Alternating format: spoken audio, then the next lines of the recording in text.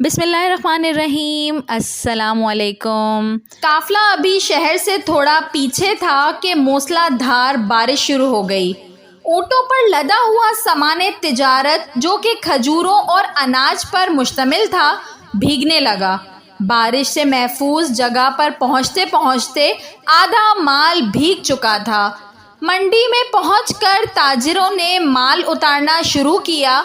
ان تاجروں میں ایک بہت معصوم چہرے والا انتہائی خوش شکل نوجوان تاجر بھی موجود تھا۔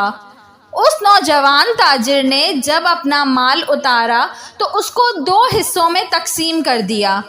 خشک کھجوریں اور خشک اناج ایک طرف رکھ دیا اور بھیگی کھجوریں اور اناج علیحدہ کر کے رکھ دیا۔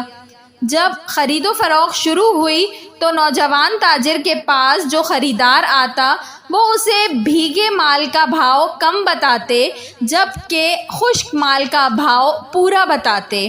گاہک پوچھتا ایک جیسے مال کا الگ الگ بھاؤ کیوں؟ تو وہ بتاتے کہ مال بھیگنے سے اس کا وزن زیادہ ہو گیا ہے، خشک ہونے کے بعد وزن کم ہو جائے گا۔ یہ بددیانتی ہے۔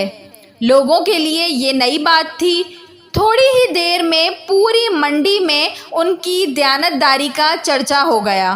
لوگ جوک در جوک معصوم صورت والے تاجر کے گرد جمع ہونے لگے، ان کے اخلاق کے گرویدہ ہو گئے۔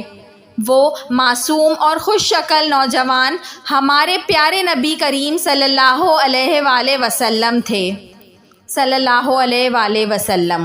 ویڈیو پسند آئی ہو تو اس کو ضرور لائک کریے گا اور ایسی مزید اچھی ویڈیوز دیکھنے کے لیے میرے چینل اردو کہانی گھر کو سبسکرائب کر لیجئے۔ Thanks for watching. اللہ حافظ۔